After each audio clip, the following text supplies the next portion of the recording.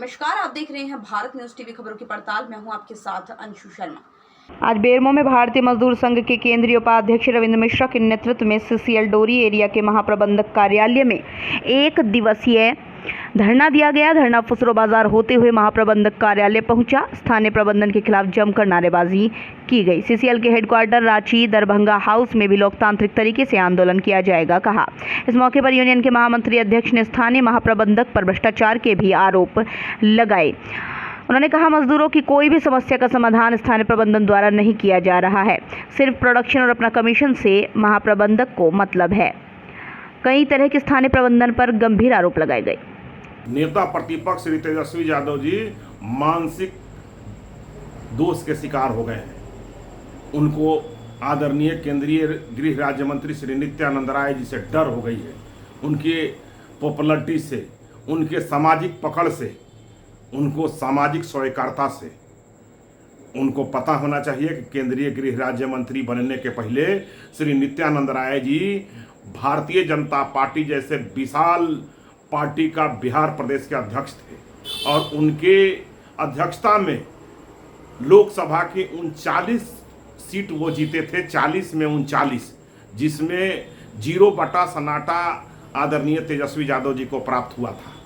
उनके पिताजी को भारतीय जनता पार्टी के समर्थन से पहली बार मुख्यमंत्री बनाया गया था। आदरणीय नित्यानंद राय जी को जब अडवाणी जी का रथ यात्रा हाजीपुर में रोकने का ऐलान लालू जी ने किया था, तो नित्यानंद राय जी ने लालू जी का प्रखर विरोध करके और उस रथ को गंतव्य तक पहुंचाने का काम किया था। और श्री नित्यानंद राय जी हाजीपुर से लगातार विधायक, उजियारपुर से सांसद, भारतीय जनता पार्टी के प्रदेश महामंत्री, प्रदेश उपाध्यक्ष और इतना ही नहीं, भारतीय जनता पार्टी के प्रदेश अध्यक्ष और आज केंद्रीय गृह राज्य मंत्री हैं। इस पॉपुलरिटी से श्री तेजस्वी यादव जी मानसिक डर और दोष के शिकार हो गए हैं। कभी आंख के डॉक्टर के यहाँ जा रहे हैं, कभी मास्टर के यहाँ जा रहे हैं। मैं तो उनको सलाह दूंगा कि वो दिमाग के डॉक्टर के यहाँ जाएं और पूर्ण रूप से अपना इलाज कराएं, क्योंकि वो जात पात की राजनीति में अपने जाति से किसी को ऊपर उठ। आपका प्रमुख डिमांड क्या है? आज धोरी क्षेत्र के मजदूरों की समस्याओं को लेकर 41 सूत्रीय मांगों के समर्थन में सीसीएल कोलरी कर्मचारी संघ के द्वारा आज एक दिवसीय धरना प्रदर्शन का आयोजन किया गया है, जिसमें मुख्य तौर पे धोरी क्षेत्र में व्याप्त भ्रष्टाचार, यहाँ के मजदूरों का शोषण, तमाम प्रतिकूल परिस्थितियों के बावजूद मजदूरों के अथक प्रयास और अथक मेहनत से, खून पसीने की कमाई से धोरी क्षेत्र लगातार मुनाफे में चलता रहा। उसके बावजूद वर्तमान धोरी प्रबंधन के द्वारा इन मजदूरों की सारी समस्याओं की अनदेखी कर मनमाने तरीके से वर्तमान क्षेत्रीय प्रबंधन के द्वारा लगातार मजदूरों का शोषण हो रहा है। इस प्रबंधन के नेतृत्व में क्षेत्र में भ्रष्टाचार की गंगोत्री बह रही है। मजदूर त्रस्त हैं। मुख्यालय के द्वारा लगातार फंड उपलब्ध कराया जा रहा है, बजट आवंटित किया जा रहा है। उसके बावजूद इनके कुछ जो दलाल सलाहकार हैं, उनके माध्यम से वर्तमान महाप्रबंधक मजदूरों का शोषण करने पे लगा हुआ है। वर्तमान में जो महाप्रबंधक है, इनका एक अपना इतिहास रहा है।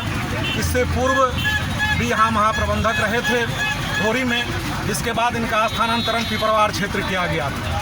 पिपरवार क्षेत्र में भी इन्होंने भ्रष्टाचार का एक नया मिसाल कायम किया था, जहाँ से रातों रात भ्रष्टाचार के कारण और सीसीएल कोलरी कर्मचारी संघ के विरोध के कारण इनका स्थानांतरण रजहरा क्षेत्र कर दिया गया था। लेकिन फिर तत्कालीन अध्यक्ष प्रबंध निदेशक को चढ़ावा चढ़ाकर फिर ये धोरी क्षेत्र पुनः वापस आए हैं और आज फिर यहाँ भ्रष्टाचार की गंगोत्री बहा रहे हैं। ये महाप्रबंधक नख से लेकर सिख तक भ्रष्टाचार में डूबा हुआ है।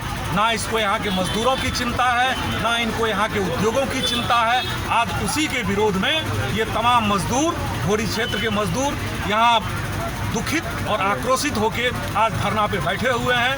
हम आज धरना के माध्यम से वर्तमान महाप्रबंधक को भी आगाह करना चाहते हैं, ये अपने इन भ्रष्टाचारी नीति और अपने वित्तीय कुव्यवस्था और प्रबंधकीय कुव्यवस्था से बाज आएँ, अन्यथा ये आंदोलन, इनके विरुद्ध आंदोलन मुख्यालय स्तर तक जाएगा।